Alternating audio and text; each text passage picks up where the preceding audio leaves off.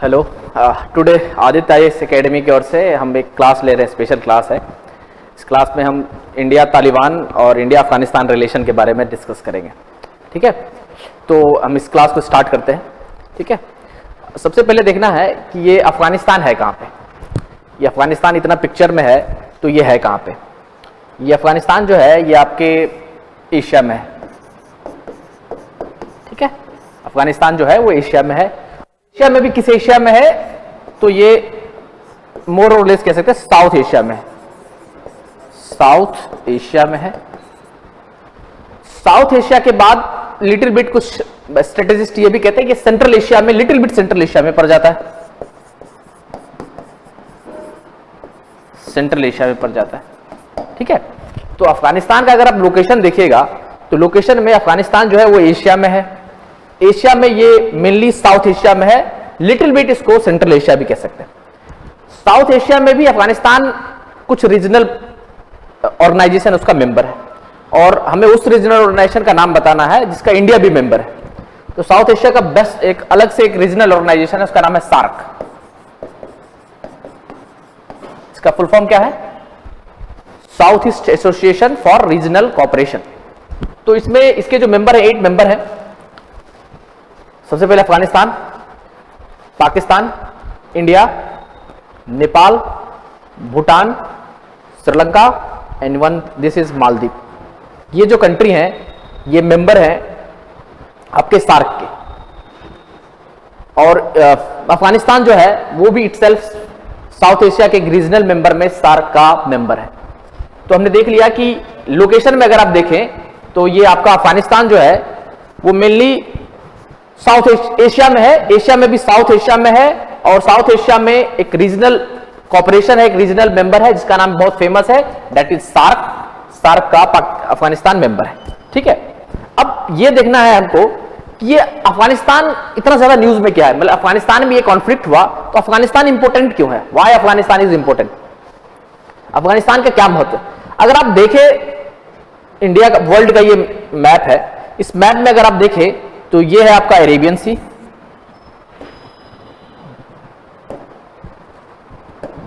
ये है आपका अरेबियन सी, ये है आपका बे ऑफ बंगाल और ये है आपका इंडियन ओशन और आगे जाके ये आपका पैसिफिक हो गया और ये रेड सी है, इसको बाद में हम लोग देखेंगे। तो अगर आप देखें कि स्ट्रेटेजिकली क्या इंपॉर्टेंट है पूरी दुनिया के लिए, अगर ऑयल अभी बहुत ज्यादा इंपॉर्टेंट है और ऑयल का अगर सबसे ज्यादा रिजर्व कहीं पर है तो ये वेस्ट एशिया में है। इसको बहुत लोग मिडिल ईस्ट भी बोलते हैं। वेस्ट एशिया इसको बोलते हैं। यूरोप को लोग इसको वेस्ट एशिया बोलते हैं, यूएस के लोग इसको वेस्ट एशिया बोलते हैं और हम लोग इसको मिडिल ईस्ट बोलते हैं। तो दोनों नाम कॉमन है। मिडिल ईस्ट भी कहीं रहेगा, मिडिल ईस्ट भी रहेगा और कहीं पर वेस्ट एशिया भी रहेगा, कंफ्यूज नहीं होना। तो ये जो रीजन है वेस्ट एशिया का, ये बहुत ज्यादा ऑयल रिच है और साथ ही साथ यहां पर बहुत ज्यादा इथनिक क्लिंजेस है, बहुत ज्यादा कॉन्फ्लिक्ट है, मेनली सिया सुन्नी का कॉन्फ्लिक्ट है। बट अफगानिस्तान क्यों इंपॉर्टेंट है? इंडिया के लिए क्यों इंपॉर्टेंट है? वर्ल्ड के लिए क्यों इंपॉर्टेंट है?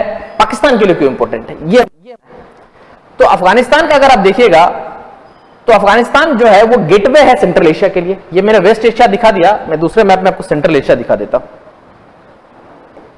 ये है आपका सेंट्रल एशिया। ये अफगानिस्तान जो है ये आपका, ये अफगानिस्तान है, ये गेटवे है सेंट्रल एशिया के लिए। और ये सेंट्रल एशिया के जो कंट्री है पहले यूएसएसआर के अंदर आते थे, यूनाइटेड सोवियत सोशलिस्ट रिपब्लिक।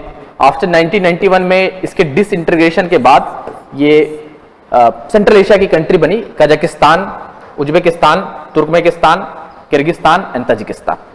ठीक है, ये सब सेंट्रल एशिया के कंट्रीज हैं। तो ये सेंट्रल एशिया का गेटवे है अफगानिस्तान। साथ ही साथ अफगानिस्तान इटसेल्फ मिनरल रिच काफी ज्यादा है, आयरन है, कॉपर है, मिनरल रिच बहुत ज्यादा है। और ये सेंट्रल एशिया है, यहां पर आपका यूरेनियम है और बहुत सारे मिनरल रिच है। बट ये जो कंट्री है सेंट्रल एशिया का, ये बिल्कुल लैंडलॉक है,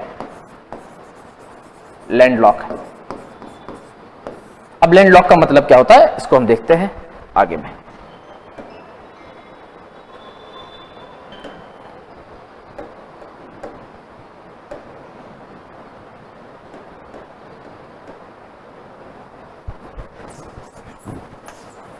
इसको मैं लैंडलॉक का मतलब देखते हैं हम लोग क्या है।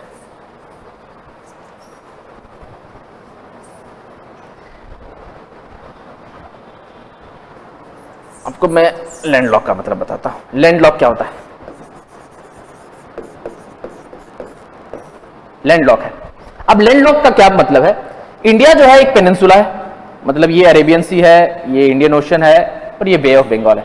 मतलब इंडिया जो है समुद्र से घिरा हुआ है, तीन ओर से पेनिनसुला है, प्रायद्वीप है। पाकिस्तान भी एक और से समुद्र से घिरा हुआ है, यहां पर आपका बे अरेबियन सी ही है। ईरान जो है वो भी आपका गल्फ ऑफ ओमान है और ये पर्शियन गल्फ है, ये है। बट अफगानिस्तान का कोई भी बॉर्डर ओशन से टच नहीं करता है, और अफगानिस्तान को अगर कुछ एक्सपोर्ट करना है तो उसको लैंड के माध्यम से आना है, या तो वो अपना सामान पाकिस्तान के ग्वादर पोर्ट पे भेजे या ईरान के यहां पर चाबहार है, इंडिया ने डेवलप किया है, चाबहार पे भेजे, ठीक है। या अफगानिस्तान हम देखते हैं हमारे यहां बहुत सारे स्पाइसेस मंगाते हैं और बहुत सारे ड्राई फ्रूट्स हम अफगानिस्तान से मंगाते हैं। तो अगर आप इमेजिन कीजिए इस मैप में कि इंडिया को कोई चीज अगर अफगानिस्तान भेजना है या अफगानिस्तान से कोई चीज इंडिया भेजना है, तो इंडिया और पाकिस्तान का रिलेशन बहुत अच्छा नहीं रहता है, हमेशा बॉर्डर पे डीएस्केलेशन चलते रहता है। तो हम बहुत सारे चीज नहीं भेज सकते क्योंकि हमने उनको एमएफएन का स्टेटस दे रखा है, मोस्ट फेवर नेशन का स्टेटस दे रखा है, लेकिन अभी जस्ट हमने विड्रॉ कर लिया है ये एमएफएन का स्टेटस आफ्टर ये हमारा बालाकोट जो हुआ था, उसके बाद हमने उसको विड्रॉ कर लिया। तो इंडिया को अगर कोई सामान अफगानिस्तान भेजना, कोई गुड्स भेजना है तो नहीं भेज सकता है क्योंकि हमारा पाकिस्तान के साथ बहुत अच्छा रिलेशन नहीं है। अफगानिस्तान को कुछ भेजना है, भेज सकता है, बट मोर और लेस उसका भी पाकिस्तान के साथ रिलेशन नहीं रहता है। लेटर बताऊंगा कि तालिबान है, वहां पर भी पाकिस्तान में तहरीक तालिबान पाकिस्तान, तो ये है, और वहां पर भी बहुत ज्यादा इथनिक क्लिंजेस है, तो वहां पे भी नहीं। एक है कि ईरान से भेज सकता है, ईरान पे चाबहार पोर्ट है, इसके थ्रू आ सकता है, यहां से चाबहार पोर्ट पे आएगा और चाबहार पोर्ट से इंडिया में आएगा, या मुंबई पोर्ट पे आएगा या कांडला पोर्ट पे आएगा। तो लैंडलॉक होने के कारण वो डायरेक्ट सी से एक्सेस नहीं कर सकता है, ठीक है। लैंडलॉक है, उसे डायरेक्ट सी से एक्सेस नहीं कर सकता, उसको लैंड बाउंड्री चाहिए, मतलब या किसी कंट्री से लैंड बाउंड्री चाहिए, और से साथ ही साथ जो आपके सेंट्रल एशिया के कंट्री है, अगले मैप में दिखाता हूं सेंट्रल एशिया के कंट्री, ये सेंट्रल एशिया है। ये सेंट्रल एशिया जो है ये भी लैंडलॉक है, यहां पे भी एनर्जी रिच है ये सेंट्रल एशिया, लेकिन ये भी लैंडलॉक है। तो इसको भी अगर कुछ एक्सपोर्ट इंपोर्ट करना है, कुछ भेजना है या कुछ खरीदना है, इसको भी ओशन बहुत इजी मीडियम है, बट यहां ओशन से इसका एक्सेस नहीं है। कैस्पियन सी से है, but Caspian sea itself landlock है, ब्लैक सी है ही नहीं एक्सेस, तो कैस्पियन सी से है, but Caspian sea itself is a sea, is a landlock, तो उसका वो भेज नहीं सकता, और रोड के थ्रू मोटरेबल रोड नहीं है, तो वो रोड के थ्रू इतना एक्सपोर्ट करना फिजिबल नहीं है, तो ये दिक्कत है। तो मेन हमने देखा कि अफगानिस्तान की क्या इंपॉर्टेंट है, क्योंकि वो लैंडलॉक है, एनर्जी रिच है, और वो जो है वो गेटवे है सेंट्रल एशिया के लिए, ठीक है। अफगानिस्तान क्यों इंपॉर्टेंट है, हमारे लिए क्यों इंपॉर्टेंट है, क्योंकि ये अफगानिस्तान जो है एनर्जी रिच है, हमारा पड़ोसी मेंबर है, ठीक है, और हमको पाकिस्तान को काउंटर करना है तो अफगानिस्तान को अपने इन्फ्लुएंस में रखना ही है, ठीक है, तभी पाकिस्तान हमसे हम उसको काउंटर कर सकते हैं। तो ये चीज हमने देख लिया कि अफगानिस्तान की इंपॉर्टेंट दुनिया के लिए क्यों है, इंडिया के लिए क्यों है। तो सबसे पहला इसका कारण है कि अफगानिस्तान जो है वो लैंडलॉक है, और लैंडलॉक है तो इसको हमको पोर्ट की कनेक्टिविटी देना है, तो चाबहार पोर्ट से वहां पर उसकी कनेक्टिविटी देना है, ठीक है। ये चीज हमने देखी। साथ ही साथ अगर आप इस पूरे मैप में देखेंगे, इस पूरे मैप में आपको दिखेगा कि वेस्ट एशिया में कहीं ना कहीं शिया सुन्नी कॉन्फ्लिक्ट है, ठीक है। मुस्लिम के दो सेक्ट हैं, इस्लाम के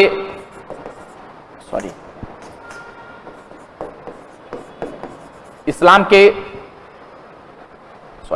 स्पेलिंग गलत, इस्लाम जो इसके दो सेक्ट हैं, एक है शिया और एक है सुन्नी। मेजोरिटी सुन्नी है, ज्यादातर मेजोरिटी जो है वर्ल्ड में वो सुन्नी है, इंडिया में भी सुन्नी मुस्लिम है, और शिया है वो थोड़ा माइनॉरिटी में है। अब कंट्री बता देता हूं मैं कौन सा।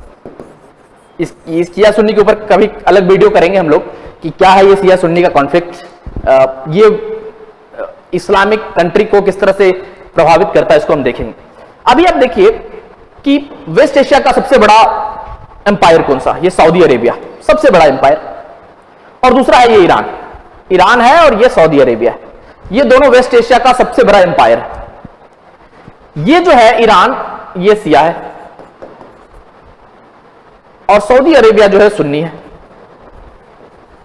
दोनों ऑयल एक्सपोर्ट करता है, दोनों ऑयल एक्सपोर्ट करता है अलग अलग कंट्री को। अब दोनों में होड़ मची रहती है कि कौन कितना ज्यादा करे ऑयल एक्सपोर्ट, उससे उनसे उनका रेवेन्यू जनरेट होगा। तो उसके कारण ये बहुत बड़ा कॉन्फ्लिक्ट का रीजन है। साथ ही साथ अगर कोई कंट्री ईरान में ज्यादा इन्वेस्ट करता है तो उसको सऊदी अरेबिया उससे ज्यादा हेट्रेट हो जाता है, और कब सऊदी में होता है तो ईरान से, ये स्वाभाविक सी बात है। तो ये एक बहुत बड़ा रीजन है वर्ल्ड की जियो इकोनॉमिक कंडीशन के लिए कि क्या सिचुएशन है अफगानिस्तान में जाने के लिए। तो ये सबसे बड़ा मेजर रीजन है। शिया सुन्नी का ये कॉन्फ्लिक्ट भी आपका बहुत बड़ा रीजन है।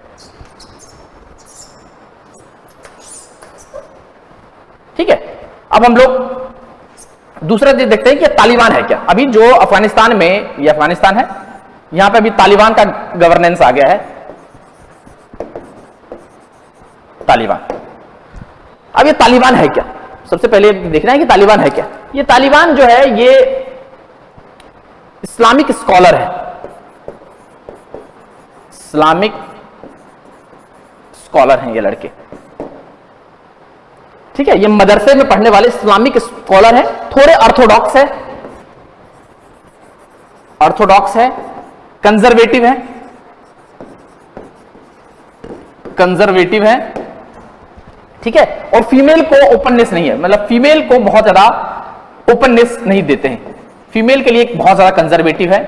रिलीजियस टॉलरेंस इंटॉलरेंट है, रिलीजियस मैटर पे इंटॉलरेंस है, मतलब जातिगत मामले पे बहुत ज्यादा, जैसे बुर्का पहनना है, शरीर पूरा ढका होना चाहिए, महिलाएं गाड़ी नहीं चला सकती है। वेस्टर्न एजुकेशन जो है उसको ये हराम मानते हैं, मतलब वो सही नहीं है। इंग्लिश को ज्यादा प्रेफरेंस नहीं देते हैं, फारसी को पढ़ना है, साइंटिफिक टेम्पर को डेवलप नहीं करना है। उसके बाद फिर इनका मेन है कि आप वेस्टर्न एजुकेशन जो है वो बहुत अच्छा है नहीं। ठीक है, इनकी खुद की सरिया लॉ है, मतलब मुस्लिम की एक लॉ है दैट इज सरिया लॉ है, तो सरिया लॉ के हिसाब से गवर्न करना। तो ये तालिबान का सिचुएशन। अब आप बताइए कि हाँ, दूसरा एक और रीजन कि अफगानिस्तान का ये ओरिजिन कैसे, लेकिन इससे पहले हम एक और बताएं कि इंडिया के लिए क्या दिक्कत है, इंडिया के लिए क्या दिक्कत है, इसको जरा देखते हैं। अब अगर आप देखें तो मोर और लेस कह सकते हैं Afghanistan is a terrorist organisation, Afghanistan is a terrorist organisation, more और लेस कह सकते हैं। बट अभी अगर आप करंट अगस्त का न्यू करंट अफेयर अगर आप फॉलो कर रहे होंगे, अगस्त महीने के 31 अगस्त तक इंडिया जो था यूनाइटेड नेशन का नॉन परमानेंट मेंबर था। ये 2 साल के लिए होता है, नॉन परमानेंट मेंबर का चेयरमैन था, इंडिया चेयर कर रहा था। अगर आप अफगानिस्तान डेफिनेटली टेररिस्ट ऑर्गेनाइजेशन है, ये मानता है पूरा दुनिया, बट यूएस ने उसको छोड़ के चला गया है, यूएस अफगानिस्तान से चला गया 31 अगस्त को ही यूएस ने अफगानिस्तान को छोड़ दिया है। तो यूएसए ने अफगानिस्तान को छोड़ा, और इंडिया को भी मोर और लेस पता है कि अफगानिस्तान जो है, और दुनिया को भी पता है, इंडिया को भी पता है और वर्ल्ड को भी पता है कि अब ये अफगानिस्तान जो है ये टेररिस्ट ऑर्गेनाइजेशन है, ये टेरर है। मतलब ये कंट्री, ये किसी कंट्री में लिबर्टी नहीं ला सकते, ये डेमोक्रेसी को प्रमोट नहीं कर सकते, ये किसी कंट्री में डिक्टेटरशिप एस्टेब्लिश कर सकते, ये शरिया लॉ वहां पर एस्टेब्लिश कर सकेंगे, ये वुमन को राइट्स नहीं देंगे, ये इक्वालिटी नहीं देंगे, ये एजुकेशन पे फोकस नहीं करेंगे, ये सबको पता है। It means they are terrorist, they are, या मिलिशिया कह सकते हैं हम, इस्लामिक मिलिशिया, शिया मिलिशिया या सुन्नी मिलिशिया, मिलिशिया ये है। ठीक है, तो ये हमने देख लिया कि मिलिशिया है, ये टेरर ऑर्गेनाइजेशन है। बट इंडिया क्यों नहीं माना, क्या कारण था कि भाई 9/11 का अटैक होता है, मतलब अमेरिका में 9/11 होता है, 11 सितंबर को 2001 में यहां पर टेरर अटैक होता है, पेंटागन और वर्ल्ड ट्रेड सेंटर पे अटैक होता है।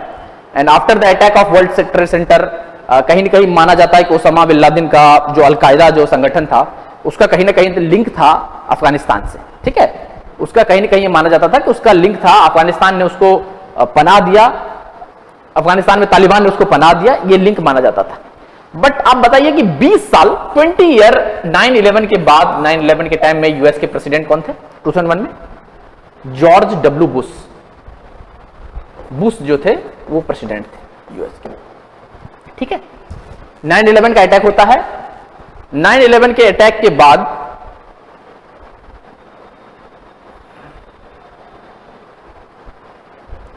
जी 9/11 के अटैक के बाद वॉर ऑन टेरर स्टार्ट होता है। War on terror, war on terror कि अमेरिका के जो प्रेसिडेंट थे बुश साहब, वो एक सेंटेंस वहां बोलते हैं कि either you are with us और अगेंस्ट अस, या तो आप मेरे साथ हैं या मेरे अगेंस्ट हैं। मतलब दुनिया की सबसे बड़ी डेमोक्रेसी, जो दुनिया की सबसे पुरानी डेमोक्रेसी है वो है यूएस, और दुनिया की जो सबसे बड़ी डेमोक्रेसी है वो इंडिया है। तो सबसे पुरानी डेमोक्रेसी के ऊपर ये अटैक हुआ था। यूएस के ऊपर अलकायदा ने 9/11 का टेरर अटैक किया था, और उसको कहीं ना कहीं पनाह दे रहा था ये अफगानिस्तान के तालिबान जो थे, क्योंकि तालिबान का यहां पर 1996 से 2001 तक तालिबान वहां पर गवर्न कर रहा था। तो कहीं ना कहीं उन्होंने, ये अलकायदा के जो टेररिस्ट थे उनकी ट्रेनिंग हुई थी, और बाद में वो भाग के अफगानिस्तान आए थे, लेकिन बाद में वो पाकिस्तान के एबटाबाद में पकड़ा गया था 2011 में। ठीक है, 2011 में 3 मई को, शायद 3 मई था, 3 मई था, उसको ये पकड़ा गया था।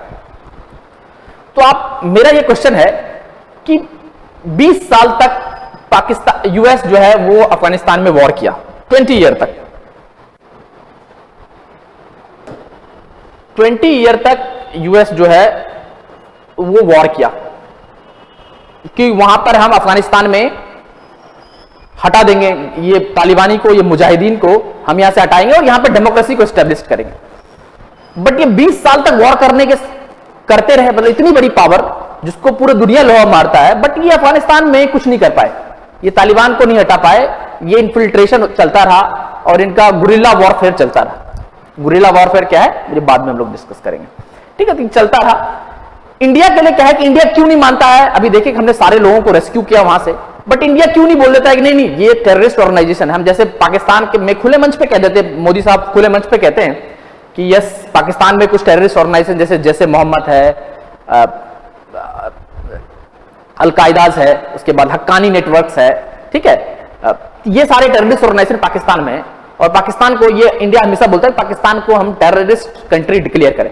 तो why not he say that कि अफगानिस्तान को में ये जो तालिबान है इसको हम टेररिस्ट करें और इससे हम कोई डिप्लोमेटिक संबंध नहीं रखेंगे? क्यों नहीं कहता है? कोई बता सकता है? Any person in this class would tell me कि ये अफगानिस्तान में जो तालिबान का भी गवर्नेंस है, क्योंकि वहां की जो मेन स्ट्रीम पार्टी थी, वहां की जो प्रेसिडेंट थे वो वहां के छोड़कर भाग गए, उस कंट्री को छोड़ के भाग गए, और वहां के लोग चाहते हैं कि आपने देखा होगा कि अभी कुछ न्यूज़पेपर में कटिंग आया था कि वो यूएस के हवाई जहाज को लटक के भागना चाहते थे, मतलब वहां के लोग अफगानिस्तान से भाग के जाना चाहते हैं। ठीक है, बट फिर भी पूरा दुनिया देख रहा है कि ये टेररिस्ट ऑर्गेनाइजेशन है, मतलब मोर और लेस ये टेररिस्ट ऑर्गेनाइजेशन है, ये शिया सुन्नी मलेशिया है, ये मिलिटेंट है, सब जानते हैं। बट ऐसा क्या कारण है कि कोई भी कंट्री ये कहने का साहस नहीं करता है कि नहीं नहीं हम तुमसे डिप्लोमेटिक संबंध नहीं रखेंगे? ये क्यों नहीं कहता है? क्योंकि हम देख चुके हैं कि 1996 से 2001 तक जो इनका रूल था वो बहुत बेकार था। ठीक है, यहां पर मुस्लिम मूवमेंट को राइट्स नहीं दिया था, एजुकेशन का सिस्टम बहुत बेकार था, तो ये डेफिनेटली ये टेररिस्ट ऑर्गेनाइजेशन, ये सबको पता है। बट इतना होने के बाद भी, और अभी 20 साल तक यूएस का इंटरवीन रहने के बाद भी यूएस उनको हरा नहीं पाया। यूएस बहुत दूर है, वो चला गया अमेरिका, क्योंकि अमेरिका ने अपने बहुत सारे सैनिकों को खोया है, करीबन हजारों सैनिक उसके मारे गए हैं इस वॉर ऑन टेरर में।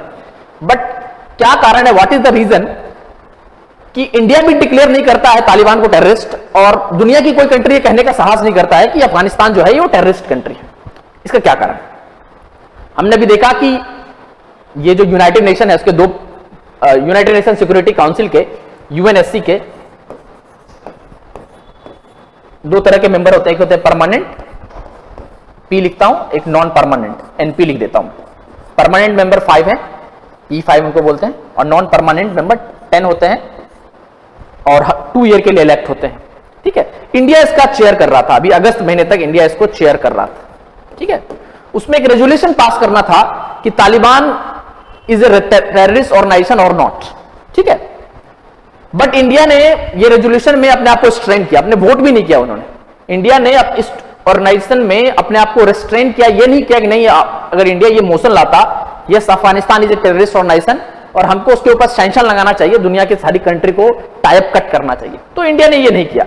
और P5 में रशिया और चाइना ने भी स्ट्रेन कर लिया। अगर P5 के कोई कंट्री अगर उसमें नो बोलते हैं, इट मींस वीटो कर देते हैं, तो वो मोशन पास ही नहीं होता है, ठीक है।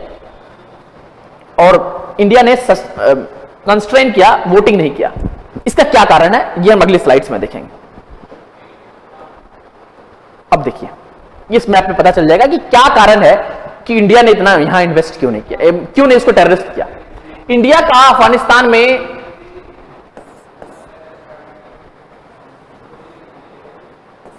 $3 बिलियन का इन्वेस्टमेंट है, सॉरी $3 बिलियन का इन्वेस्टमेंट, ठीक है।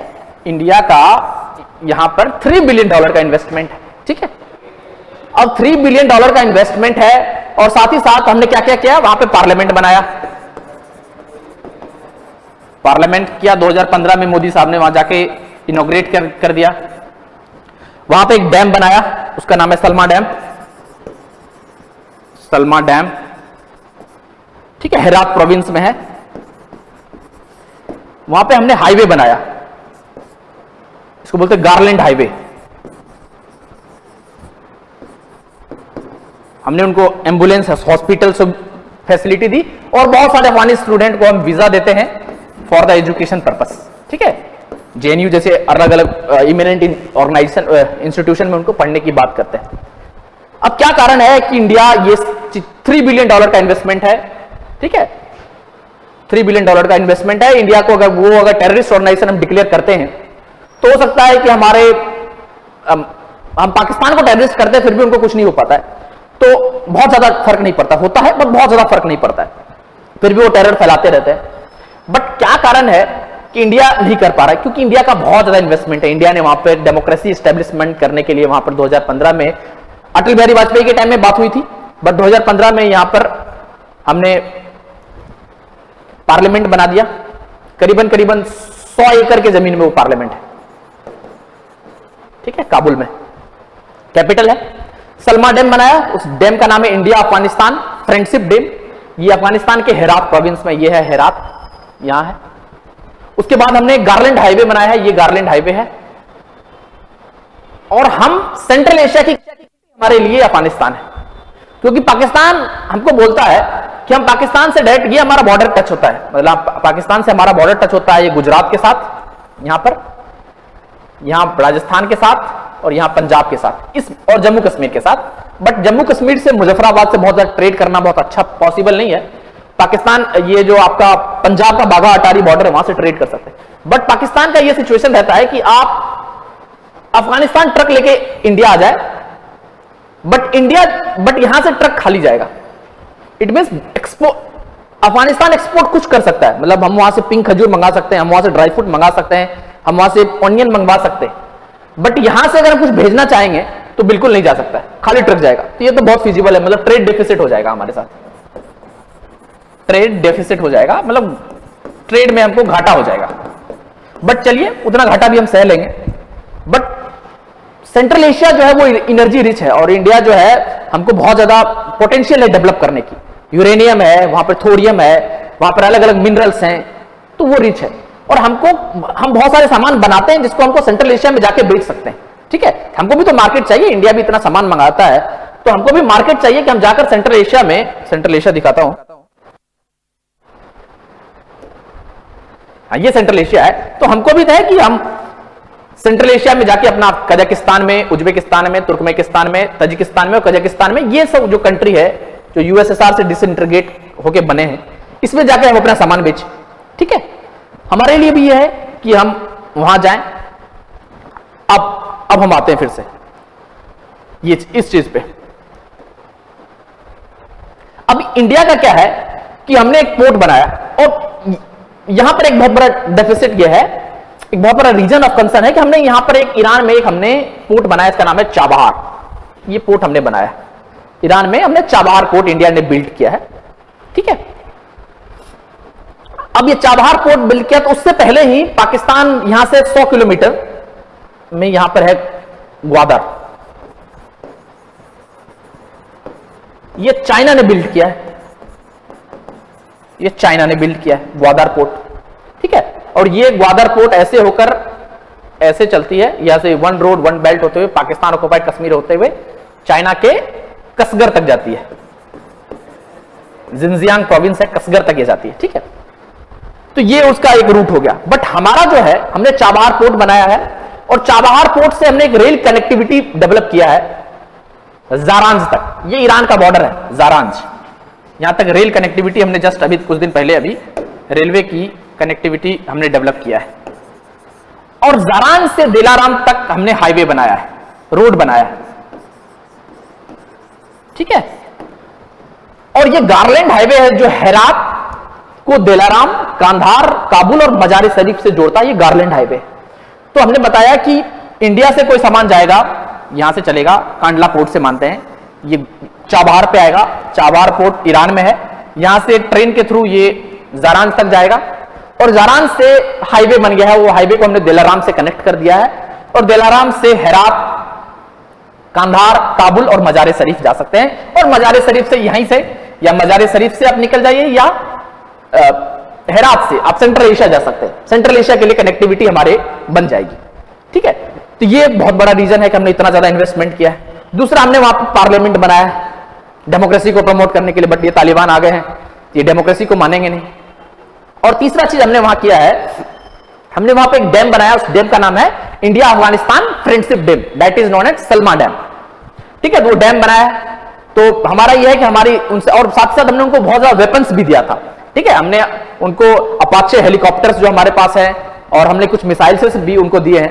तो हमको है कि अगर हमने उनके साथ रिलेशन खराब किया, ठीक है, हमने अगर उनके साथ रिलेशन खराब किया तो हमारा कहीं ना कहीं जो हमारा एस्टेब्लिशमेंट है, जो भी हमने वहां पे इंफ्रास्ट्रक्चर बनाया, उनको वो क्षति पहुंचाएंगे, उनको वो नुकसान कर देंगे। और साथ ही साथ अगर उनसे हमने ज्यादा तू मैमे की तो फिर हमारे साथ ये होगा कि वो अफगानिस्तान, कश्मीर का इशू को इंटरनेशनलाइज करेंगे वो, और उसके थ्रू वो इन्फिल्ट्रेशन चालू कर देंगे, वो टेररिस्ट को भेजना चालू कर देंगे। ये भी हमारे लिए बहुत बड़ा प्रॉब्लम है, ठीक है। और साथ ही साथ हमको ट्रेड करना है, ट्रेड, क्योंकि हर कंट्री का यही रहता है मोटिव कि ट्रेड हो जाए हमारा, तो ट्रेड हमको करना है, ये भी एक बहुत बड़ा रीजन है। तो हम उनके साथ उनको टेररिस्ट डिक्लेयर नहीं कर सकते। मतलब यहां पर एक कोट मुझे याद आता है कि there is no difference between terrorist and freedom fighter, only difference की वेयर यू स्टैंड, कि आपको टेररिस्ट और फ्रीडम फाइटर के बीच में कोई डिफरेंस नहीं आता। ये दुनिया भर में ये तालिबान क्या है, ये दुनिया में ह्यूमैनिटी के नाम पे ये लोग कलंक है, मतलब ह्यूमैनिटी को फैला नहीं, ये लोगों के साथ शरीयत लॉ इंप्लीमेंट कर रहे हैं। मतलब आप सोचिए कि लोग इस तरह से दहशत में आ गए हैं कि वो हवाई जहाज के पहिए पे लटक कर भागना चाहते हैं, किसी तरह वो अफगानिस्तान को छोड़ना चाहते हैं, वहां की अपनी जिंदगी की पूरी कमाई को छोड़ करके अफगानिस्तान से भागना चाहते हैं। तालिबान से उनको इतना डर है, ठीक है। कुछ लोग इंडिया आए हैं, वहां के एक सिख, कुछ न्यूज़पेपर में आया था कुछ दिन पहले कि वहां के एक मेंबर ऑफ पार्लियामेंट है, एमपी हैं, वो सिख हैं और उन्होंने अपनी जिंदगी की पूरी कमाई छोड़ करके और इंडिया में सिटीजनशिप लॉन्ग टर्म वीजा के थ्रू इंडिया आए हैं, सिटीजनशिप अमेंडमेंट बिल के थ्रू लॉन्ग टर्म वीजा लेकर इंडिया आए हैं, तो फुल फैमिली के साथ हुआ है। तो इस तरह से चीज है हमारे पास, ठीक है। तो ये चीज हमने देख लिया। अब इंडिया भी नहीं कहा उसको टेररिस्ट, यूएन भी नहीं कहा, क्योंकि अमेरिका भी वहां वॉर करते रहा, वहां पर 20 साल लड़ा, बट अफगानिस्तान को डिफीट नहीं कर पाया, सॉरी तालिबान को डिफीट नहीं कर पाया और वहां पर डेमोक्रेसी नहीं एस्टैब्लिश कर पाया। ना वहां डेमोक्रेसी है, डेमोक्रेसी 20 साल में यूएस ने एस्टैब्लिश कर दिया, और ना ही तालिबान को वो डिफीट कर पाया, दोनों चीज नहीं कर पाया।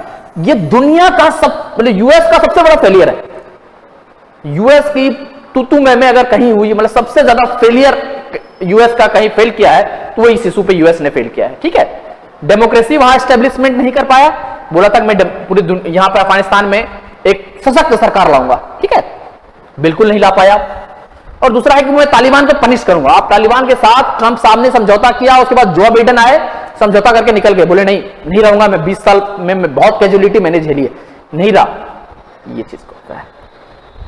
अब थोड़ा सा एक ये तालिबान तो ये, और लेकिन ये चीज है कि ऐसा नहीं कि इंडिया ने डायरेक्ट छोड़ा है और यूएस ने भी डायरेक्ट छोड़ दिया है, ऐसा नहीं कि यूएस ने भी सीधे बोल दिया कि नहीं भाई तू कर जो तुझे करना है। दोनों का एक पीस डील हुआ है, यूएस और तालिबान का ये पीस डील हुआ है कि आप कोई भी ऐसा टेररिस्ट एक्टिविटी नहीं करेंगे जिससे वर्ल्ड को खतरा हो और यूएस को खतरा हो। आप किसी भी टेररिस्ट ऑर्गेनाइजेशन को अपने सॉइल का यूज करने नहीं देंगे। ये इनका सबसे बड़ा पीस डील हुआ है। ये इनका अगर डील हुआ है, सबसे ज्यादा पीस डील हुआ है, तो सबसे बड़ा डील क्या है? इनका जो सबसे बड़ा डील जो हुआ है, ये डील ये है कि आप तालिबान जो है ऑर्गेनाइजेशन जो है वो अफगानिस्तान में, मतलब अफगानिस्तान को सॉइल को किसी भी टेरर ऑर्गेनाइजेशन के लिए यूज करने नहीं देंगे, और साथ ही साथ आप भी टेरर ऑर्गेनाइजेशन को प्रमोट नहीं करेंगे, ठीक है? क्योंकि बहुत सारे कंट्री है जहां पर शरीयत लॉ है, सऊदी अरेबिया है, इजिप्ट, सीरिया है, इराक है, यहां से भी शरिया है थोड़ा, तो शरिया तो चलिए आपको चलाने का है, बट पूरी दुनिया के लिए आपका नॉर्थ कोरिया है, वो भी तो एग्जिस्ट कर रहा है, वहां पे भी तो किम जोंग उन है, बिल्कुल डिक्टेटरशिप है, वो भी एग्जिस्ट कर रहा है। तालिबान आप भी एग्जिस्ट कीजिए, अफगानिस्तान में आप भी गवर्न कीजिए, आप भी चलाइए, बट आपका जो गवर्नेंस करने का जो तरीका होना चाहिए वो ऐसा होना चाहिए, सबका साथ सबका विकास। जैसे मोदी जी का नारा है सबका साथ सबका विकास, तो आपका भी होना चाहिए सबका साथ सबका विकास। मतलब वहां पे आपकी जो सरकार बने, उस सरकार में कहीं ना कहीं हर एक कम्युनिटी के लोगों का रिप्रेजेंटेशन होना चाहिए। मतलब वहां पर बहुत तरह के मुसलमान हैं, अहमदिया है, वहां पर तजीक है, वहां पर हेरत मुस्लिम्स हैं, ठीक है? तो वहां पे जितने भी मुस्लिम्स हैं, चाहे वो उन सारे लोगों का रिप्रेजेंटेशन वहां होना चाहिए वहां की सरकार में। तो ये चीज डील हुआ। और दूसरा सबसे बड़ा डील जो हुआ है यूएस के साथ तालिबान का, कि आप अपने सॉइल का किसी भी टेररिस्ट ऑर्गेनाइजेशन के लिए, टेरर दुनिया की आतंकवाद को प्रमोट करने के लिए आप यूज नहीं होने दीजिएगा। अगर आप कीजिएगा तो अगेन हम इसके लिए आपको बहुत हर्जाना भुगतना पड़ेगा। तो तालिबान ने बोला है कि नहीं, हम ये नहीं करने देंगे। बट प्रॉब्लम यह है कि तालिबान में इटसेल्फ बहुत सारे फ्रैक्शंस हैं, मतलब उनके इटसेल्फ बहुत सारे ग्रुप हैं, और इतना ज्यादा उनके ग्रुप्स हैं कि मुझे नहीं लगता है कि ये होगा, क्योंकि अभी जस्ट अफगानिस्तान में कुछ दिन पहले ही वहां पर बॉम्ब ब्लास्ट हुआ है। वहां पे तालिबान का ही इस्लामिक स्टेट खरसौन नाम से एक ऑर्गेनाइजेशन है, उसने वहां पर ऑर्गेनाइजेशन किया है, तो ये अटैक किया है। तो इससेल्फ उसके बहुत ज्यादा इंटरनल कॉन्फ्लिक्ट है अफगानिस्तान में, तालिबान में इटसेल्फ बहुत ज्यादा इंटरनल कॉन्फ्लिक्ट है। तो ये एक बहुत बड़ा रीजन हो गया। इंडिया का क्या डील हुआ? इंडिया का यूएई, यूनाइटेड अरब अमीरात में कुछ बैक चैनल टॉक हुआ इंडिया का तालिबान के साथ। यूएई में तालिबान के साथ इंडिया का बैक चैनल टॉक हुआ है। यह हुआ है कि भाई हमको कश्मीर जो है वो इंडिया और पाकिस्तान का बायलैटरल मैटर है, इस पे हम कोई इंटरवीन नहीं करेंगे, हम बहुत ज्यादा इसमें दखलंदाजी नहीं करेंगे, ये चीज। दूसरा चीज हुआ है कि हम अपने सॉइल का यूज करने नहीं देंगे आपके खिलाफ, चाहे वो इस्लामिक स्टेट हो, चाहे वो अलकायदा हो, चाहे वो जैसे मोहम्मद हो, चाहे वो हक्कानी नेटवर्क हो, हम किसी भी टेररिस्ट ऑर्गेनाइजेशन को अपने सॉइल का यूज करने नहीं देंगे। और साथ ही साथ आपके जितने भी स्ट्रक्चर है, ठीक है, आपके जितने भी, आपने जितना भी इन्वेस्टमेंट किया है, $3 बिलियन का इन्वेस्टमेंट है, $3 बिलियन का जो इन्वेस्टमेंट है, हम इस इन्वेस्टमेंट को भी नुकसान नहीं पहुंचाएंगे, हम उसको सजो के रखेंगे। और आपका जो कनेक्टिविटी का जो प्लान है सेंट्रल एशिया का आपका जो कनेक्टिविटी का जो प्लान है, हम उसमें भी आपकी मदद करेंगे, ठीक है? तो आपके साथ हमारा पीस नेगोशिएशन रहेगा, इंडिया के साथ भी ये डील है। अब देखते हैं कहां तक ये चलता है, ठीक है? कहां तक ये चलता है ये देखते हैं। अगर आप थोड़ा पहले और जाए कि दुनिया में टेरर फैलाने वाला कंट्री कौन है, मतलब दुनिया में टेरर जो फैला है, इसमें दो कंट्री बहुत बड़े रिस्पॉन्सिबल हैं। वो बोले या ना बोले, दुनिया बोले या ना बोले, लेकिन डेफिनेटली ये दो कंट्री जो है वो दुनिया में टेरर को फैलाया है, मतलब बैक चैनल्स। मैं दोनों का नाम लिखता हूं, आपको ताज्जुब होगा। ये दो कंट्री की आपसी कोल्ड वॉर के कारण ही दुनिया में टेरर फैला है। इसके ऊपर भी हम एक लेक्चर करेंगे कि क्या ये दोनों कंट्री किस तरह से रिस्पॉन्सिबल है। ये दोनों कंट्री बहुत ज्यादा रिस्पॉन्सिबल है दुनिया में टेरर फैलाने के लिए। अब मैं कैसे बताता हूं। यूएस जो है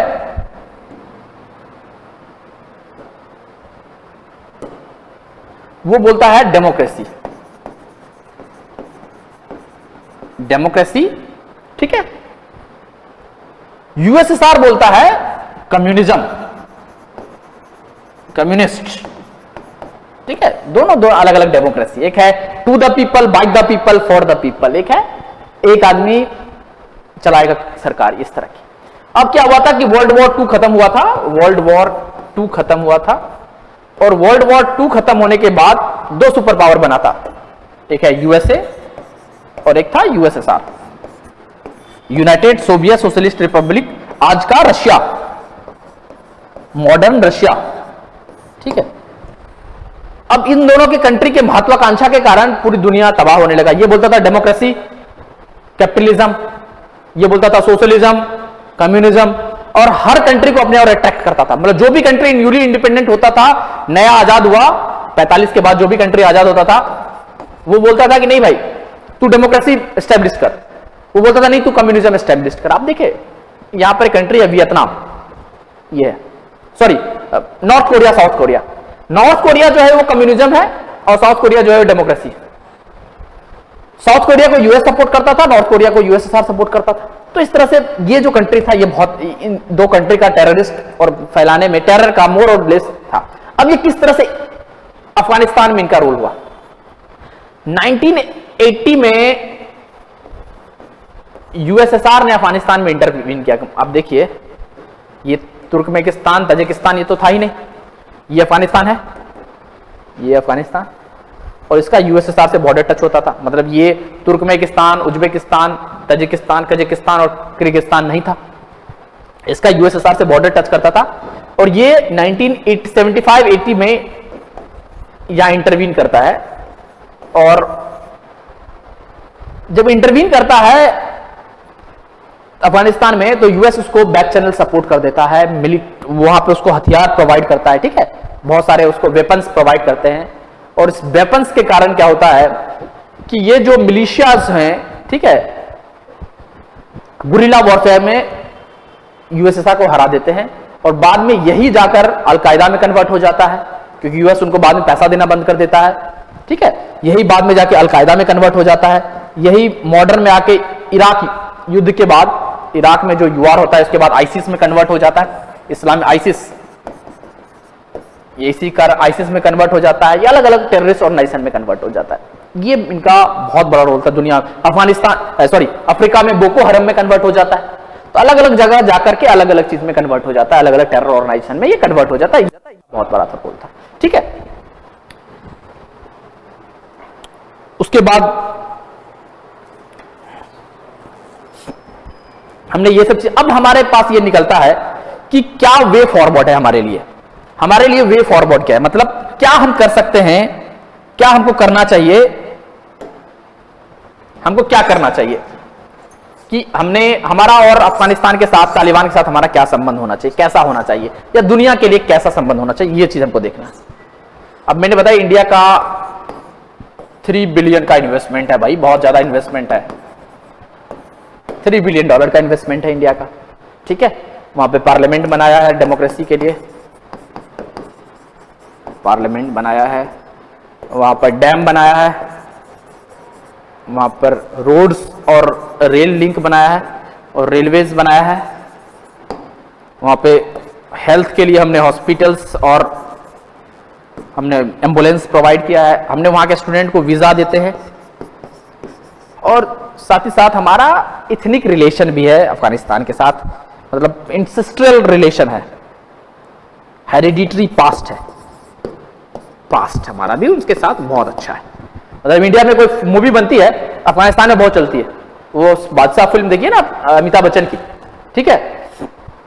तो ये हमारे साथ उनकी हेरिडिटरी पास्ट भी है। और साथ ही साथ अगर हमको पाकिस्तान को काउंटर करना है तो अफगानिस्तान में स्टेबिलिटी चाहिए, ठीक है, क्योंकि ये तो हमारा एनिमी कंट्री है। ये जो है, ये जो भाई, ये सब भाई साहब है, ये तो हमारे एनिमी कंट्री, ये तो कभी हमारी भलाई नहीं सोचेंगे, ठीक है, ये जो है, ठीक है।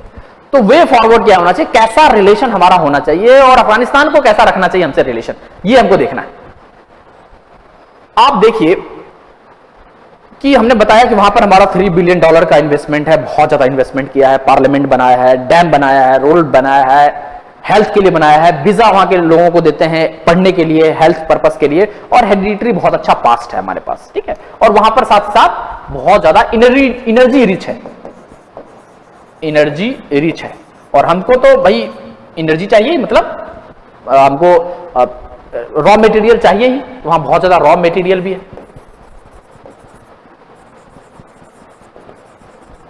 वहां बहुत ज्यादा रॉ मटेरियल है, ठीक है। तो हमको क्या वे फॉरवर्ड हमारा होना चाहिए, ये आप देखिए। हमारा प्लान क्या होना चाहिए कि जिस तरह से यूएई में, यूनाइटेड अरब अमीरात में हमारा और तालिबान का और इंडियन डिप्लोमेट का बैक चैनल जो टॉक हुआ है वो फिजिबल होना चाहिए। अब यूएई ने इसको ऑर्गेनाइज किया था, यूनाइटेड अरब अमीरात, तो हमको उससे बात जो किया है, उन्होंने हमसे वादा किया कि हम आपके जितने भी ये स्ट्रक्चर है, इन्वेस्टमेंट है, हम उसको नुकसान नहीं पहुंचाएंगे। दूसरा चीज कि हम अपने सॉइल का किसी भी टेररिस्ट ऑर्गेनाइजेशन को यूज करने नहीं देंगे, ये भी बहुत अच्छा डील है। और तीसरा क्या है कि आपका जो अफगानिस्तान, आपका जो कश्मीर का जो इशू है, ये कश्मीर का जो आपका इशू है, ये पीओके है, ठीक है, पाकिस्तान ऑक्युपाइड कश्मीर। आपका जो कश्मीर का इशू जो है, हम इसमें भी बहुत ज्यादा इंटरफीन नहीं करेंगे। ये इंडिया और पाकिस्तान का बायलैटरल मैटर है और बायलैटरल तरीके से आपको उलझाइए। तो फर्स्ट बोला है कि मैं आपके किसी भी स्टैब्लिशमेंट को हम खराब नहीं करेंगे, ना पार्लियामेंट को हम उड़ाएंगे, ना डैम को, किसी भी आपका जो ये है, आपने जो इन्वेस्टमेंट किया उसको हम खराब नहीं करेंगे। दूसरा चीज कि हम अपने सॉइल को इंडिया के लिए यूज करने देंगे, किसी भी टेरर ऑर्गेनाइजेशन को अपनी सॉइल का यूज करने नहीं देंगे। तीसरा चीज क्या है कि कश्मीर के इशू को बायलैटरल है, वो बायलैटरल ही रहेगा, उसको मल्टीलैटरल नहीं बनाएंगे, हम इसको नहीं लेंगे। एक बार कभी न्यूज़पेपर में आ गया था कि पाकिस्तान, तालिबान ने कश्मीर को भी गजबाए हिंद में कर लिया है कि दुनिया कब्जा करूंगा, मैं कश्मीर और इंडिया को भी अपने अंदर दूंगा, बट उसने कॉन्फ्रेंस करके बता दिया कि नहीं, हमारा ये कोई मोटिव नहीं है। और तीसरा चीज कि आपका जो कनेक्टिविटी का जो प्लान है सेंट्रल एशिया के लिए, उसको भी हम फिजिबल करने के लिए, उसको भी हम हेल्प करेंगे आपको कि आप आराम से सेंट्रल एशिया जाइए। ट्रेड रिलेशन हमारा आपका साथ अच्छा होना चाहिए। इसके बदले में आप हमको क्या कीजिए कि रिकॉग्नाइज करिए। दुनिया आपको रिकॉग्नाइज करेगा तब तो आपकी वैल्यू होगी, बट इतना जल्दी नहीं है कि इंडिया उसको तुरंत रिकॉग्नाइज करेगा। अभी कुछ कंट्री ने रिकॉग्नाइज किया है, शायद चाइना ने किया है, पाकिस्तान ने किया है, टर्की ने किया है और ईरान ने किया है। ये कंट्री ने इनको रिकॉग्नाइज किया है। इंडिया भी करेगा लेटर, तो वहां पर देखना होगा हमको कि 2-4 साल, 5 साल, मतलब 1-2-4 महीने तो भी हमको कम से कम देखने हैं। उसके बाद 1-8 साल हमको देखना होगा कि क्या वहां पर क्या स्थिति है, क्या ह्यूमन राइट्स का क्या वायलेशन है, क्या वुमेन्स का क्या इशू है, क्या ट्रेड करना पॉसिबल है या नहीं। तो उन्होंने 4 वादे किए, मैं फिर से बता देता हूं कि आपके जितने भी ये इन्वेस्टमेंट है $3 बिलियन का, हम उसको नुकसान नहीं पहुंचाएंगे। दूसरा चीज, हम अपने सॉइल का यूज करने नहीं देंगे किसी भी टेरर ऑर्गेनाइजेशन को इंडिया के खिलाफ। तीसरा चीज उन्होंने बताया है कि जो कश्मीर का जो इशू है इंडिया पाकिस्तान का, ये मल्टीलेटरल नहीं होगा, ये बायलेटरल होगा, हम बायलेटरल तरीके से इसको बात करेंगे। और चौथा जो इशू है कि आप जो ट्रेड करने का जो मन है, ग्वादर, चाबहार से जारांज, दिलाराम, हेरात, कंधार, मजार, काबुल और मजार शरीफ होते हुए सेंट्रल एशिया जाने का जो आपका प्लान है, बिल्कुल उसमें आपकी हम मदद करेंगे। बशर्त यह है कि आप भी हमारे साथ पीस नेगोशिएशन रखिए, आप भी वेपन्स बहुत, आप भी हमको रिकॉग्नाइज कीजिए, दैट इज द फिजिबल। अब इंडिया को क्या करना चाहिए, हम मतलब अपना एक ओपिनियन बिल्ड कर रहे हैं इस क्लास के थ्रू। इंडिया को कुछ टाइम लेना चाहिए, और ऐसा नहीं कि वहां के खिलाफ इंडियन मीडिया का सबसे बड़ा रोल होना चाहिए, क्योंकि हमारा जो मीडिया का रोल होता है वो बहुत बेकार हो जाता है। तो मीडिया का रोल ये होना चाहिए कि वो कंस्ट्रक्टिव, बहुत ज्यादा तालिबान को बहुत ज्यादा क्रिटिसाइज नहीं करे, क्योंकि अगर आप तालिबान को बहुत ज्यादा क्रिटिसाइज कीजिएगा, इंडियन मीडिया में होने लगता है कि शाम को 9 बजे आपके रोहित सरदाना डेथ करके आपके 9 बजे डीएनए चलता है, तो उस डीएनए में बिल्कुल तालिबान को आप क्रिटिसाइज करने लगते हैं। तो आपको बहुत ज्यादा क्रिटिसाइज नहीं करना है तालिबान को, ठीक है। इंडियन मीडिया का कंस्ट्रक्टिव रोल होना चाहिए तालिबान के खिलाफ, बिल्कुल कंस्ट्रक्टिव रोल। दूसरा चीज कि इंडिया गवर्नमेंट भी उसको रिकॉग्नाइज करे और उनके खिलाफ इंटरनल बहुत ज्यादा, उनके गवर्नमेंट बहुत ज्यादा वेपन्स नहीं प्रोवाइड करे, मतलब वहां के जो अलग अलग फ्रिक्शंस ग्रुप हैं उनको आप वेपन्स नहीं प्रोवाइड कीजिए और उनके इंटरनल मैटर में बहुत ज्यादा दखलंदाजी ना कीजिए, ठीक है। तो ये चीज होना चाहिए, ये वे फॉरवर्ड हमारा होना चाहिए। इसके बाद हम कुछ क्वेश्चंस हैं उसको लास्ट में डिस्कस करेंगे, बट एक चीज मैं बताता हूं, 2 तरह का तालिबान है यहाँ पे। एक तालिबान जो है तहरीक तालिबान पाकिस्तान, ये इस एरिया में, पाकिस्तान के एरिया में तहरीक तालिबान पाकिस्तान, ये बैड तालिबान है। ये पाकिस्तान बोलता है कि ये बैड तालिबान है, ये टेररिस्ट है।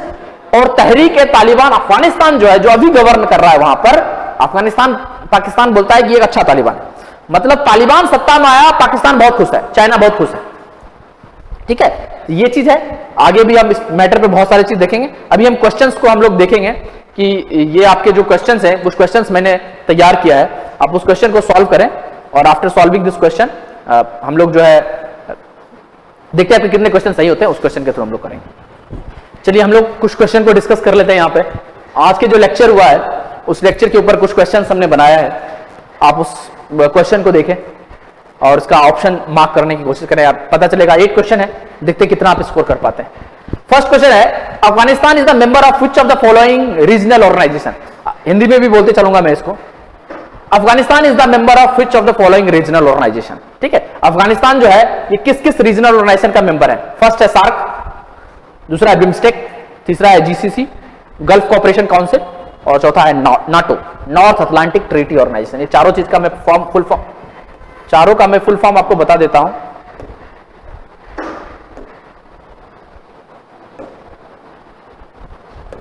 ठीक है, ये सार्क है, South Asian Association for Regional Cooperation. ये बिम्स्टेक है, Bay of Bengal Initiative for Multi Sectoral Technical and Economic Cooperation. ठीक है, ये जीसीसी है, गल्फ कोऑपरेशन काउंसिल, और ये नाटो है, नॉर्थ अटलांटिक ट्रीटी ऑर्गेनाइजेशन। तो अफगानिस्तान जो है वो किस किस ऑर्गेनाइजेशन का मेंबर है? BIMSTEC, sorry SAARC, BIMSTEC, GCC और नाटो। ऑप्शन मार्क कीजिए भाई। इंडिया तो हमने देखा है, अफगानिस्तान जो है वो सार्क का मेंबर हमने देखा है, सार्क में 8 मेंबर है और अफगानिस्तान भी उसका मेंबर है।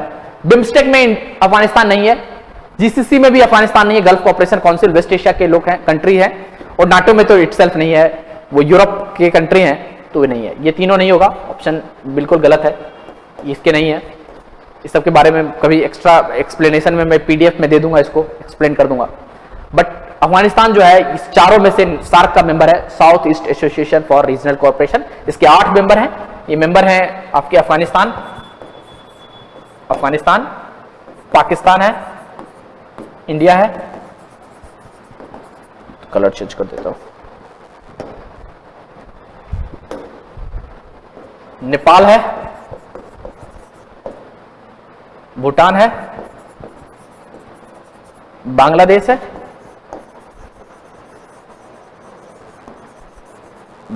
है, और मालदीव्स है।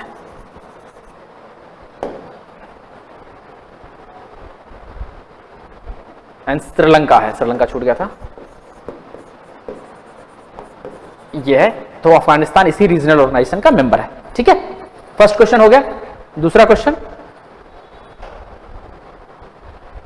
दूसरा है मल्टीपल चॉइस क्वेश्चन है। Country border with Afghanistan. Country जो है वो अफगानिस्तान के साथ बॉर्डर करता है। कौन कौन सा कंट्री करता है बॉर्डर? देखिए, पाकिस्तान, हाँ भाई पाकिस्तान तो करता है, अफगानिस्तान के साथ पाकिस्तान बॉर्डर करता है, बिल्कुल ईस्ट में बॉर्डर करता है। ईरान भी करता है वेस्ट में। इराक नहीं करता है, बिल्कुल नहीं करता है। अब इस क्वेश्चन का सॉल्व करने का मैं ट्रिक बताता हूं। 3 डिजिट्स में इसको हटा दीजिए भाई, इसमें 3 है, हटा दीजिए, और इसमें भी 3 है, ऑल ऑफ एबव है तो 3 है। ये 2 ऑप्शन आपका कट हो गया, ये दोनों ऑप्शन आपका नहीं हो सकता है। ठीक है, ईरान 3 जिसमें है, इसमें 3 है, इसको कट कीजिए और इसको भी कट कर दीजिए। ठीक है, उज्बेकिस्तान नहीं, उसके साथ भी बॉर्डर टच नहीं करता है अफगानिस्तान, इसको कट कर दिए। अब 4 जिसमें है उसको कट कर दीजिए, इसमें 4 है, ये कट हो गया। तुर्कमेनिस्तान और तजिकिस्तान इसके साथ करता है, ये ऑप्शन बी ऑप्शन सही होगा। अफगानिस्तान जो बॉर्डर टच करता है वो किस किस के साथ करता है बॉर्डर टच? तो पाकिस्तान के साथ करता है, पाक में लिख देता हूं। ईरान के साथ करता है, इराक के साथ नहीं करता है, बिल्कुल नहीं बॉर्डर टच करता है कहीं से कहीं तक। इसका अफगानिस्तान का इराक के साथ कोई बॉर्डर नहीं टच करता है। ईरान का इराक से बॉर्डर टच होता है, बट अफगानिस्तान का कोई इराक से कोई बॉर्डर टच नहीं होता है। उज्बेकिस्तान तो डबल लैंडलॉक है, मतलब वो तजिकिस्तान तुर्कमेनिस्तान के बाद है, तो तुर्कमेनिस्तान से करता है बट तजिकिस्तान से नहीं करता है, सॉरी तुर्कमेनिस्तान से करता है बट उज्बेकिस्तान से नहीं करता है। तो यूजेड इससे नहीं करता है, मैं किससे करता है उसका नाम लिख रहा था। तो ये तुर्कमेनिस्तान से करता है, तुर्कमेनिस्तान, और ये करता है तजिकिस्तान से, ये 4 कंट्री के साथ अभी बॉर्डर इस ऑप्शन के हिसाब से करता है। पाकिस्तान, ईरान, तुर्कमेनिस्तान और तजिकिस्तान। आपका ऑप्शन जो होगा बी ऑप्शन करेक्ट होगा। ठीक है, तीसरे क्वेश्चन पे आते हैं। तीसरा है which of the following organization in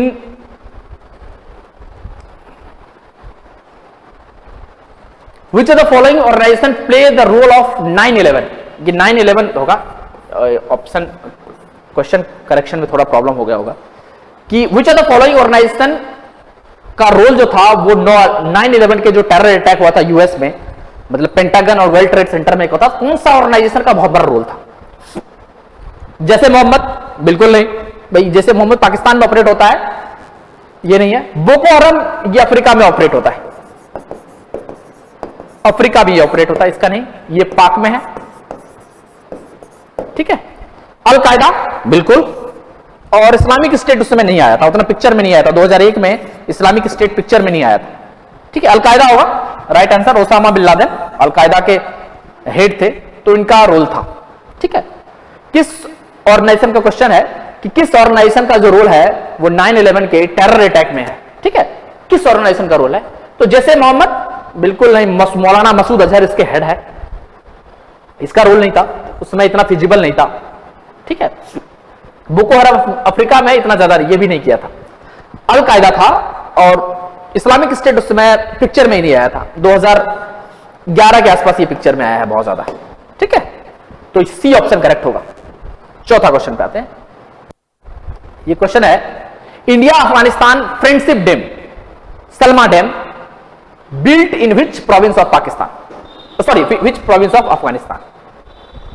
India और अफगानिस्तान के बीच में जो फ्रेंडशिप डैम बना है उस डैम का नाम है सलमा डैम। पढ़े हैं? वो अफगानिस्तान के किस प्रोविंस, मतलब किस राज्य में है? किस राज्य में है, किस प्रोविंस में? हमने गारलैंड हाईवे पढ़ा है, ऐसे करके गारलैंड हाईवे है। यहां कौन सा है? हेरात। यहां कौन सा है? कांधार। यहां है काबुल और यहां है मजारे, आगे जाके यह होता है मजारे शरीफ, MAZ में लिख देता हूं मजारे शरीफ। और ये यहां से जारान है ईरान के, और यहां दिलाराम है,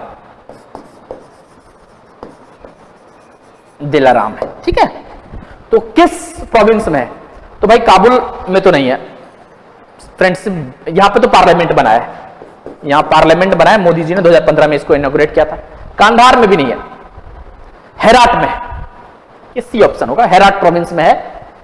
ये करीबन $90 बिलियन हमने खर्च करके यहां पर एक डैम बनाया है, $19 बिलियन खर्च करके हमने वहां पर, $19 मिलियन सॉरी, $19 मिलियन हमने वहां खर्च कर दिया है, वहां बनाया है India Afghanistan friendship dam, that is known as Salma dam. ठीक है, हेरात प्रोविंस में।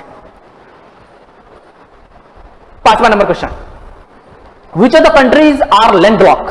हमने देखा है लैंडलॉक कंट्री कौन से होते हैं, वो कंट्री जिसका ओशन से, जैसे फॉर एग्जांपल ये इंडिया है, या अरेबियन सी है, ये इंडियन ओशन है, IO है, और ये बे ऑफ बंगाल है। ठीक है,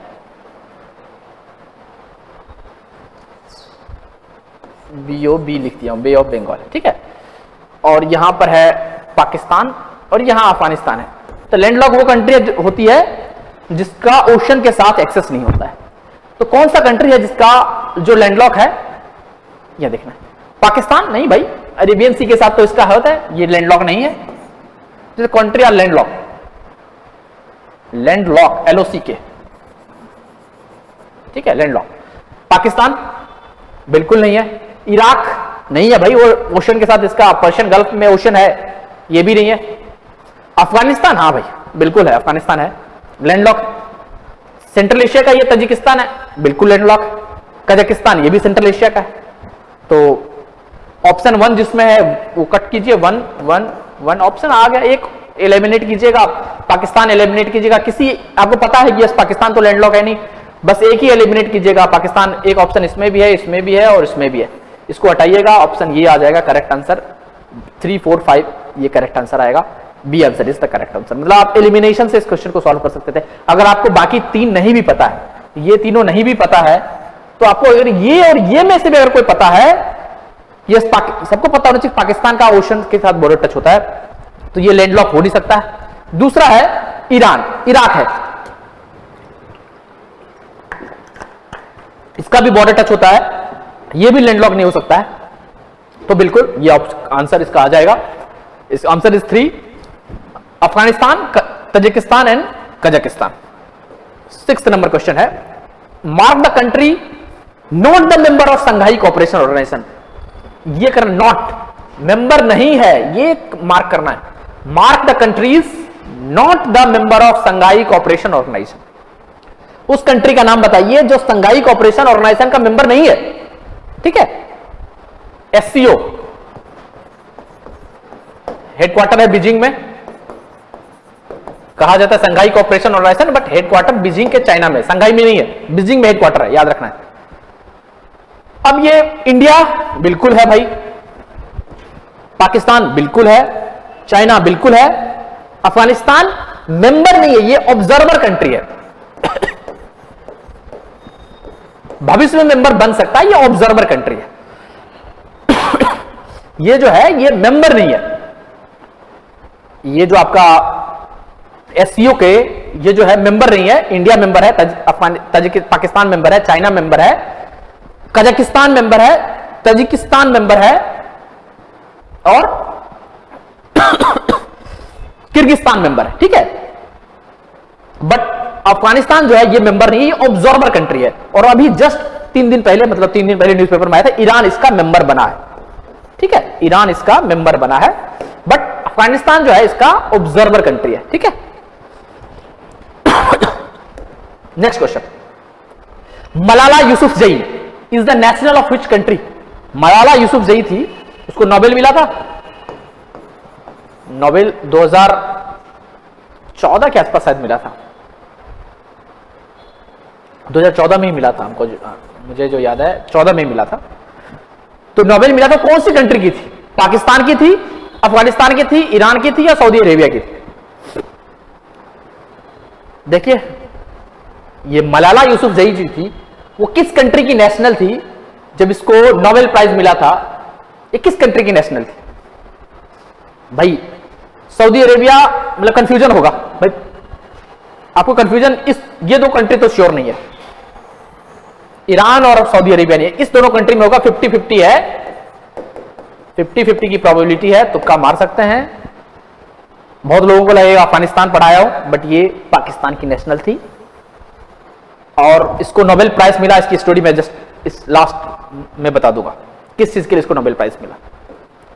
अब ये क्वेश्चन ये है, in which area Malala Yousafzai got Nobel prize? किस एरिया में मलाला यूसुफजई को नोबेल प्राइज मिला? लिटरेचर में मिला था, मेडिसिन में मिला था, पीस में मिला था या इकोनॉमिक्स में मिला था? किस चीज में मिला था? फिर से बताता हूं, मलाला यूसुफजई को नोबेल प्राइज मिला था, किस फील्ड में मिला था? लिटरेचर में मिला था, मेडिसिन में मिला था, पीस में मिला था या इकोनॉमिक्स में मिला था? आपको मैं हिंट दे देता था, इंडिया के कैलाश सत्यार्थी थे, उनके साथ ही इनको मिला था। अब कैलाश सत्यार्थी को किस चीज में मिला था, कोई बता सकता है भाई? उनका एक फाउंडेशन है ना, बचपन बचाओ, तो पीस के क्षेत्र में मिला था। और मलाला यूसुफजई को भी पीस के क्षेत्र में मिला था नोबेल प्राइज। ठीक है, पीस के क्षेत्र में मिला था। मेनली है कि ये मलाला यूसुफजई पाकिस्तान की थी और पाकिस्तान में एक ऑर्गेनाइजेशन है तहरीक-ए-तालिबान पाकिस्तान। ठीक है, तहरीक-ए-तालिबान पाकिस्तान, वो भी बहुत ज्यादा ऑर्थोडॉक्स कंजर्वेटिव मिलिशिया ऑर्गेनाइजेशन है, टेरर ऑर्गेनाइजेशन है। और उसका कहना था कि मुस्लिम का लड़कियों को एजुकेशन नहीं लेना है, बुर्का पहनना है, ठीक है, वेस्टर्न एजुकेशन नहीं लेना है। और वो ये सब चीज को छोड़ करके उसने पढ़ाई की, अपने एजुकेशन लिया मलाला यूसुफजई ने, और उसको पीस के क्षेत्र में, मतलब उसको गोली लगी थी यहां पर, और उसको पीस के क्षेत्र में 2014 में उसको नोबेल प्राइज मिला, को chair with Kailash Satyarthi of India. ठीक है, तो फिर से एक बार मैं रिवाइज करवा देता हूं सारे क्वेश्चन का।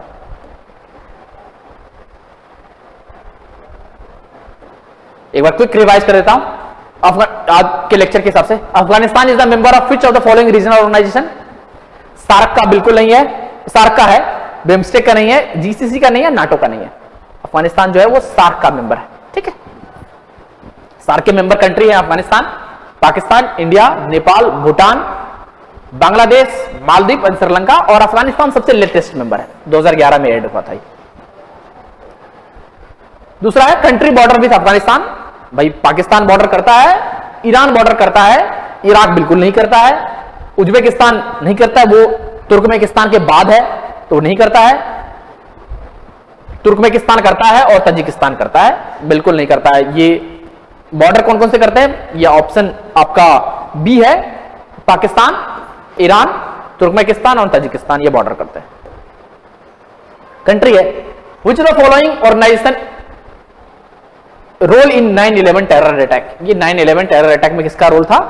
तो भाई अल कायदा का रोल था। ठीक है, next question, India Afghanistan friendship dam, Salma dam built in which province of Pakistan, which province of Afghanistan? तो वो हेरात प्रोविंस में ये बना है। ठीक है, ये गारलैंड हाईवे को मैंने बताया था और ये हेरात है, इसी प्रोविंस में India Afghanistan friendship dam, that name is Salma dam, ये बना है। नेक्स्ट देखते हैं, mark the country which are landlock, ये हो चुका है, sorry mark the country which are landlock हो चुका है।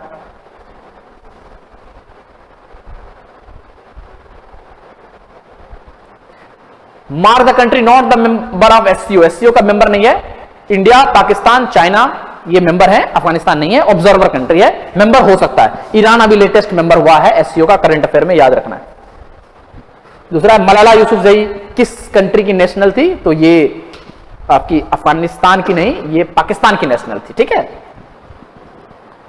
पाकिस्तान की थी, नोबेल प्राइज मिला था 2014 में, किस फील्ड में मिला था? पीस में मिला था। ठीक है, ये थैंक यू सो मच, आज का लिए इतना ही, आज का लेक्चर यहीं खत्म होता है। अगले दिन फिर नए किसी टॉपिक के साथ फिर मिलेंगे। ये क्वेश्चन को आप रिवाइज कीजिएगा। Thank you so much for your patience, all the best for your next examination. Thank you so much.